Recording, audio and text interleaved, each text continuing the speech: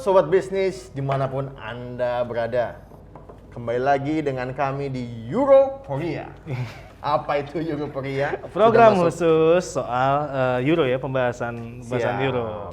Nah, nggak kerasa memang udah masuk episode kelima. Betul. Sudah fase kedua ya. Sudah masuk fase kedua, pekan kedua, pertandingan kedua di penyisihan. Penyisihan. Hari ini mungkin atau malam nanti teman-teman akan menyimak pertandingan-pertandingan seru di grup F. Karena tim-tim besar semua cocok ya. Big match lagi. Kalau kita merujuk pada pekan atau pertandingan di fase pertama, mengejutkan nggak hasil-hasilnya? Mengejutkan sih bisa dibilang. Kalau walaupun hasilnya memang sudah ketebak ya, kayak Hongaria menang benar 3-0 gitu Oke. kan. Perancis benar menang menang tipis gitu kan. Cuma permainannya yang agak di luar ekspektasi gitu kan. Betul. Lalu apakah cenayangan kali ini atau prediksi kali ini tetap tepat seperti yang kemarin? Mudah-mudahan. Malam ini ada Portugal Jerman dan Hongaria Prancis. Untuk Portugal Jerman gimana nih? Portugal Jerman tuh sebenarnya gini, kalau kita lihat dari statistik ya, di selama Euro dari 2000 yang kemarin 2016 sama 2020 ini Portugal tuh belum pernah terkalahkan sampai sekarang. Belum pernah terkalahkan. 12 pertandingan. Dia ada 5 kali menang, 7 kali seri, belum terkalahkan. Bahkan di laga uji coba mereka juga masih tergolong cukup apik, 7 pertandingan, 5 kemenangan, 2 seri. Meskipun pada leg pertama, di pertandingan babak utama lawan Hongaria kemarin jauh banget ya, meskipun ya 20 menit terakhir itu ya oke lah juara Eropa 2016 ya. Betul. Iya. Dan kita bisa lihat lah gimana kemarin pas lagi lawan Hongaria tuh Portugal tuh kayak ini ya, kayak frustasi gitu kan. Iya. Begitu lini tengahnya Hongaria begitu ketat yang menjaga Ronaldo, ada Bruno Fernandes. Betul. Itu benar-benar dibuat mati mereka di tengah itu, lini tengah. Dan Bruno Fernandes kayaknya di babak pertama waktu lawan Hongaria juga tendangannya dari luar kotak penalti semua ya? Iya, nggak bisa untuk penetrasi ke dalam. Betul. Oke. Susah banget. Nah, kira-kira apakah Jerman punya pertahanan sekuat Hongaria di babak pertama kemarin? Atau malah mungkin Portugal yang harus bertahan ini? Nah ini kalau misalnya Jerman Portugal ya, kalau gue pribadi, pertahanannya dua-duanya sama kuat. Kita lihat ada PP di situ kan, ada PP. Terus tambah di Jerman juga barisan kemarin pas lawan Prancis kita lihat mereka rapat mainnya. Rapat banget. Cuma kanan kirinya nih, karena terlalu rapat untuk penetrasi kanan kirinya itu terlalu mudah oleh Prancis, apalagi ada Mbappe. Kan? Iya. Terus Benzema dia kadang-kadang bertukar sama Griezmann kanan kiri. Itu tapi kalau gue lihat dari sisi penyerangan, tipikalnya Prancis sama Portugal sama nih. Persis.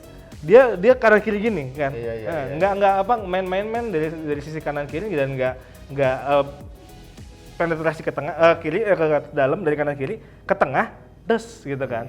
Tapi kalau Jerman lebih ke penyerangan dari lini tengah straight. Kalaupun dari tengah ngelebar, ujungnya ke tengah lagi.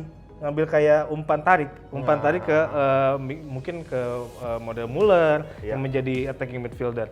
Tapi kalau misalnya Jerman, siapa nih kira-kira yang bakal jadi posisi yang jadi pemain kunci untuk penyerangan itu?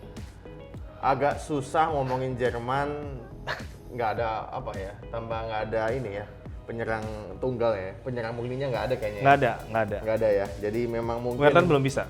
Apa kayaknya yang biasanya pakai penyerang tunggal kayak mungkin Spanyol sama Jerman ini sekarang udah mengubah, atau Joachim Löw kan sebenarnya kan pelatihnya itu kan pelatih lama juga ya. Pelatih lama. Perubahannya kan dari 4-3-3 yang zaman dulu straight ya. Kita bisa lihat kalau sekarang kan lebih ke Gnabry sendiri di tengah. Terus ada kanan kirinya ada Muller di agak ke bawah dikit. Lebih jatuhnya seperti striker atau bahkan attacking midfielder. Bukan jadi striker murni, dan ini asupan ke depannya nggak ada karena kanan kirinya nggak jalan.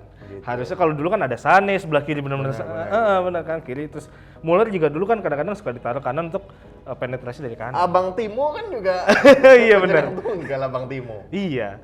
Tapi nggak bisa ngapa-ngapain masalahnya dari kemarin. Ya kita lihat, semoga dia bisa ngapa-ngapain lah di lawan Portugal kali ini. Tapi kalau ngelihat sosok siapa yang bisa menginikan? Gue yakin kalau gue merasa memang kalau Jerman tuh nonton kemarin kayaknya tetap penentunya dari lapangan tengahnya sih. Saya nggak mention satu pemain khusus ya, tapi gue nya penentu tetap kalau modelnya dia nggak punya penyerang tunggal gitu, barisan gelandang nih. Kalau tadi kan bisa dibilang barisan gelandang jadi penentu di Jerman. Kalau di Portugal gimana? Wah, Portugal, gua glory Man United nih. Kalau di rilisnya UEFA.com kan Bruno bilang I was screamers gitu. Kita lihat apakah dia bisa begini sih? Apa? Oh gini ya. Bisa begini nih nanti selebrasi di pertandingan kedua. Tapi gue yakin kalau untuk dari sisi kreativitas, kalau gue merujuk ya pertandingan khusus Euro ini kayaknya Portugal lebih dinamis. Iya sih, lebih dinamis gitu. Kelihatan banget. Mereka tuh kayak kalau kita bandingkan sama Belgia kemarin deh. Belgia di babak pertama pas lagi lawan Denmark dia kan straight ya, benar-benar maintain position, nggak dinamis banget. Sedangkan kalau Portugal kadang-kadang Bruno ke kanan, kadang ke tengah segala macam, dan itu bikin pemain lawan tuh kadang-kadang pusing untuk menjaga dan memarking mereka itu kayak gimana. Oke, kalau sobat bisnis, siapa yang jadi jagoan untuk Portugal lawan Jerman? Ini di Hongaria ya mainnya? Ini mainnya di ini Pak, di mana? Bukan di Lisbon juga, di Munchen. Di Munchen. Aduh. Tapi masalahnya beda dengan Hongaria. Kalau di Hongaria kan full. Betul.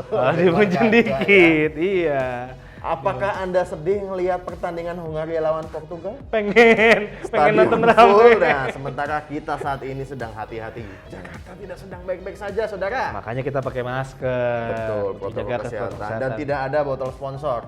Ya, kita pindahin ini aja dulu. Iya. Kalau ada botol sponsor, kita pindahin sendiri. Oke, yang selanjutnya nih Hongaria lawan Prancis. Ini di kandang Hongaria ya. Kandang Hongaria. 63.000 penonton lagi kayaknya. Bisa sampai kayaknya segitu. Sampai, ya. Apalagi kayaknya sih ya ngelihat ekspektasi warga Hongaria kepada timnasnya sendiri sangat berlebihan, sangat tinggi ya. Sangat tinggi, bukan berlebihan, tinggi dan meledak-ledak. Kita ngelihat deh, satu full. Ya. Kedua nggak apa-apa nggak pakai masker segala macam karena sudah ada vaksin. Itu kan berarti program yang benar-benar dijalankan banget. Dan dengan 87 menit kemarin dia bisa menahan, supporter ini menjadi faktor yang memang membuktikan bahwa supporter ini mendukung dan menjadi faktor X yang menguatkan tim untuk tampil lebih bagus gitu.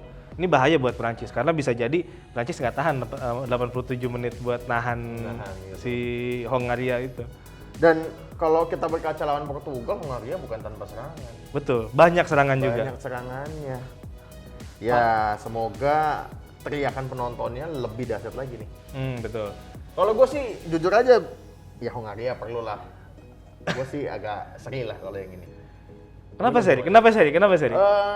Gue suka lawan pertandingannya Portugal lawan Hongaria waktu kemarin. Karena Hongaria tuh kalau diprediksi awal kan Hongaria bakal jadi apa ya? Kuda hitam. Kuda hitam. Tim yang bakal menjadi makan malam para ternyata enggak juga kok. Maksud gua kalau gua lihat 3 gol meskipun Ronaldo nyetak 2 gol itu ya mungkin dia lebih ke mental sih sebenarnya. Lebih mental aja mental. sih sebenarnya itu.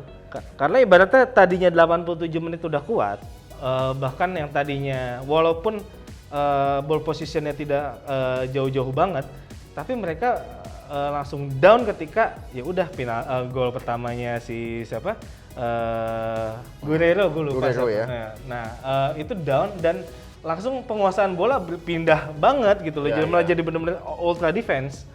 Dan harus diakui memang ini ada faktor penting dari satu pemain. Apa tuh? Adam Nagy, pemain dari Bristol City.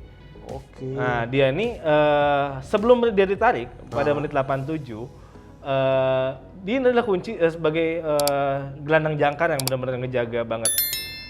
Ibaratnya selain dia memberikan umpan-umpan ke depan untuk serangan balik, dia juga menjadi sosok yang memimpin lini tengah dan belakang untuk bertahan. Ya. Banyak sekali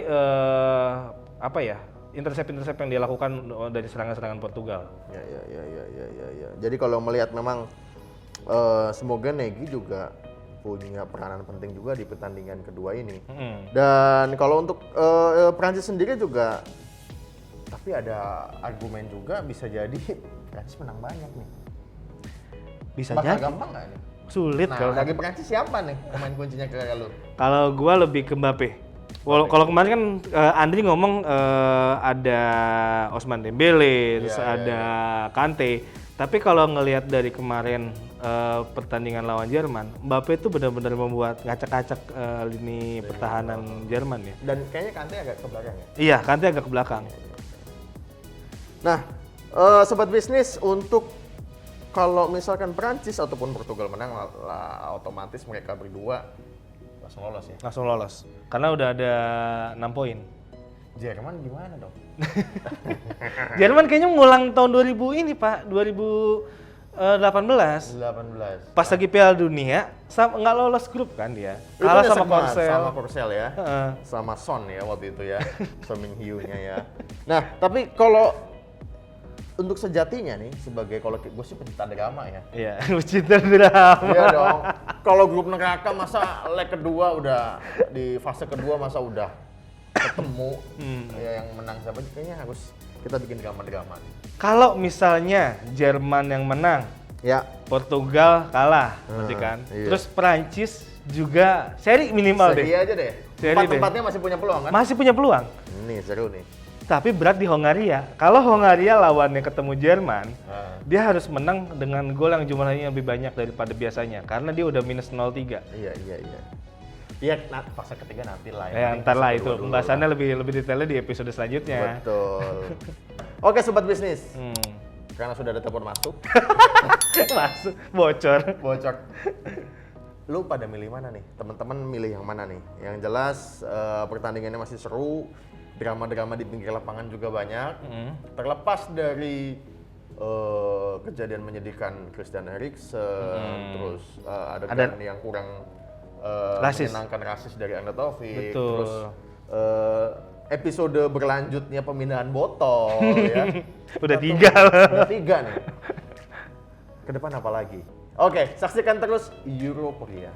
Di Bisniscom. Bener, Euroforia. Euroforia. Euroforia. Bisnis.com. Dan kalau teman-teman belum puas untuk melihat sajian kami, baca artikel-artikel Euro di bisnis.com. Jangan lupa di-subscribe juga. Kalau jangan cuma ditonton, tapi Yes. di-subscribe juga. Betul. Ya, perusahaan minuman ringan. Perusahaan tanaman, kalau misalnya mau naruh di sini ada tanaman. Oke, sampai jumpa.